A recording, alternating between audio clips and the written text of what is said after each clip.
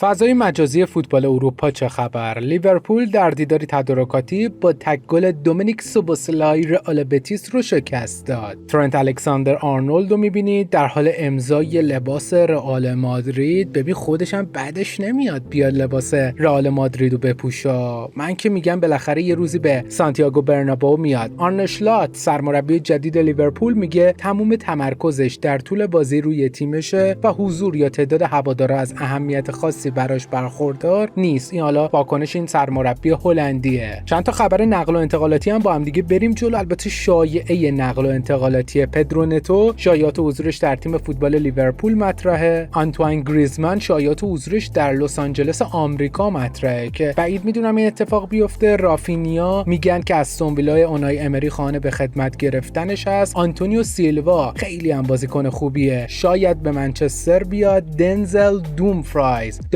دومفریز هم نیستا. لوی فنخال گفته بود که دنزل دومفریز، منم اعتماد میکنم به لوی فنخال، شاید حضورش در منچستر یونایتد و آندری لونین هم در تیم چلسی. باید منتظر باشیم. گازتا دلو اسپورت گفته که یوونتوس برای جذب فراتزی با اینتر ارتباط گرفته و خواستار دریافت اطلاعات اولیه بود، ولی اینتر اعلام کرد فراتزی غیر قابل فروشه. برنابئو آماده معارفه اندریک، چه میرسیم بهش. چه جوی هم اومده بود، من فکر نمی‌کنم انقدر جمعیت بیاد. تصویر اختصاصی فابریزیو رومانو از پرواز ریکاردو کالافیوری به لندن همراه با نمایندگانش. وبسایت باشگاه اتلتیکو مادرید خبر از توافق با رئال سوسییداد برای جذب رابین لونورمان داد و اعلام کرد، قطعا میشناسی لونورمانو دیگه، درخشی در قلب خط دفاعی اسپانیا، و اعلام کرد بعد از بازگشت این بازیکن 27 ساله از تعطیلات از اون رو نمایی میکنه. به گزارش منابع غیر رسمی، اتلتی 30 میلیون یورو برای جذب مدافعی که اخیراً با تیم ملی اسپانیا فاتح یورو شد هزینه کرده. اندریک مهاجم جوان پالمیراس به رئال مادرید پیوست. مصاحبه کرد، گفت از همتون ممنونم. دروغ چرا؟ انتظار این چیزا رو نداشتم. سخته که احساساتم رو کنترل کنم. عذر میخوام. این آرزوی من بوده. هیچ کلمه‌ای نیست که احساسم رو توصیف کنه. همیشه میخواستم که اینجا باشم و برای رئال مادرید بازی کنم. حالا همه با هم 1 2 3 زنده باد مادرید. حالا مادرید، این که میگن دیگه.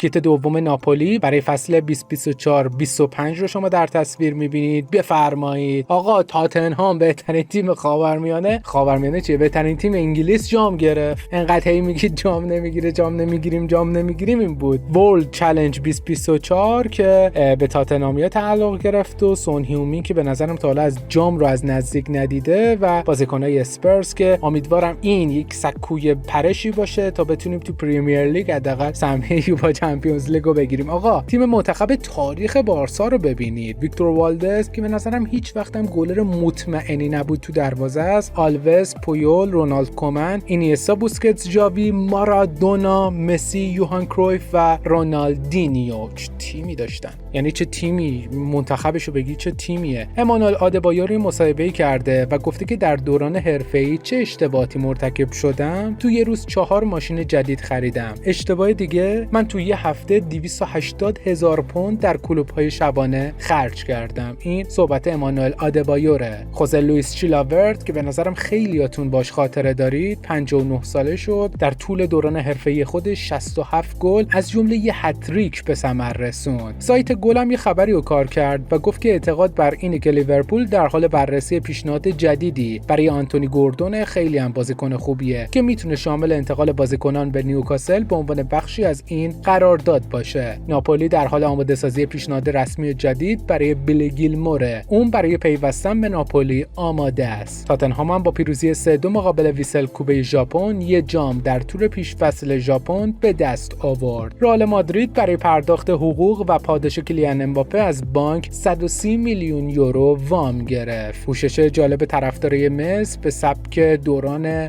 فرعون دیگه، فراعنه و شما در تصویر مشاهده می‌کنید. اینم ترکیب‌های توی منتخب بازیکن‌های بدون تیم و رایگانه. دخیا، هومل، سرخ روبرتو، راموس، چه میدونم هرموسو اتلتیکو مادرید، رابیو، رودریگز، دلعلی، دیماریا، مارسیال و منفیس دیپا. اینا کسایی هستن که تیم ندارن. حالا بازم هستن کیلور نافاس، ماتیب، رودریگز هنوز زنده است، آلونسو، کوادرادو، گومزی که سابقه حضور در تیم بارسلونا رو داره، پیانیچ، مانیان، الکسیس سانچز، بنیدر و مارکو رویس. اینا کسایی هستن که تیم ندارن. شاید ندونید اما اندریک، ستاره جوان کهکشانی‌ها، شماره‌ای رو برتم میکنه که بر تن اساطیر بزرگی رفته. اساطیری که برای این پیراهن تمام وجودشون رو گذاشتن. بالا هم عکسش هست دیگه، یعنی اسامی رو آوردن، از روبرتو مارتینز بگیرید تا پیندا، دیاز، چه میدونم فرناندو هیرو و کلی بازیکن دیگه که شما در تصویر میبینید، خامس رودریگز، لوکا یوویچ و اودریوزولا و کلی بازیکن دیگه. صحبت‌های جالب ایوان راکیتیچ، هافک کروات سابق بارسلونا، درباره لیونل مسی که گفته من با مسی صحبت میکردم و به اون گفتم تو همه جام‌ها رو فتح کردی، این همه گل به ثمر رسوندی، اما یه جامی که من دارم و تو اون رو هرگز نخواهی داشت. تو هرگز قهرمان لیگ اروپا نمیشی که اگه اونم میذاشتن شرکت کنن قطعا به دست می آوردن شاگردای لیونل اسکالونی. فیفا تیم زنان کانادا رو به دلیل جاسوسی از تمرینات نیوزلند با پهپاد تحریم کرد. کسر 6 امتیاز تو مسابقات المپیک، 20000 فرانک سوئیس جریمه، 1 سال محرومیت سرمربی و دستیاراش تا دیگه از این کارا نکنن. بخشی از کلکسیون پیراهن‌های وینیسیوس جونیور، یه یادگاری از هر همتیمی یا هموطن که حالا نیمار، لوکا مودریچ،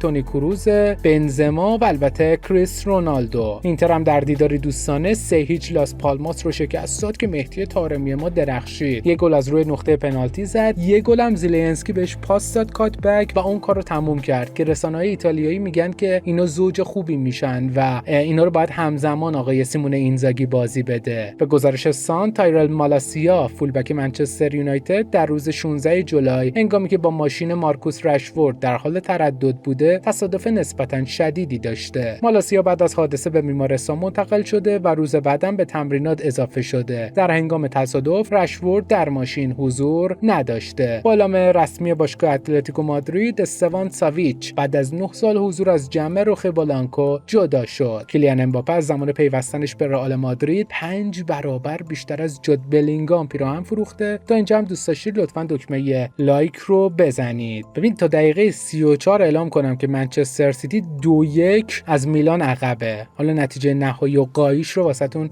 روی تصویر میذارم. قاب‌های موندگار از افتتاحیه المپیک پاریس، رافا نادال و زینالدین زیدان که به به. مشعل المپیک هم پشت سر هرم موزه لوور رو شما در تصویر می‌بینید یا لوور دیگه به قول دوستان. بازسازی سکانس‌های سمی مسی که جالبه و به نظرم بد نیست که با هم دیگه حالا من رو دورتون میذارم که ببینیم و لیونل مسی رو بالاخره در تصویر مشاهده می‌کنید. اینم حالا بحث دختره اینا شد. گریه دختره گریلیش فن بعد از اینکه میبیننش، گریلیشی که یورو رو هم از دست داد. اینم پسر بچه آرژانتینی. چقدر بده این صحبتا. یه میمون دیده که بهش داره میگه وینیسیوس و واقعا بده. وینیسیوس تاس electrocutar وینیسیوس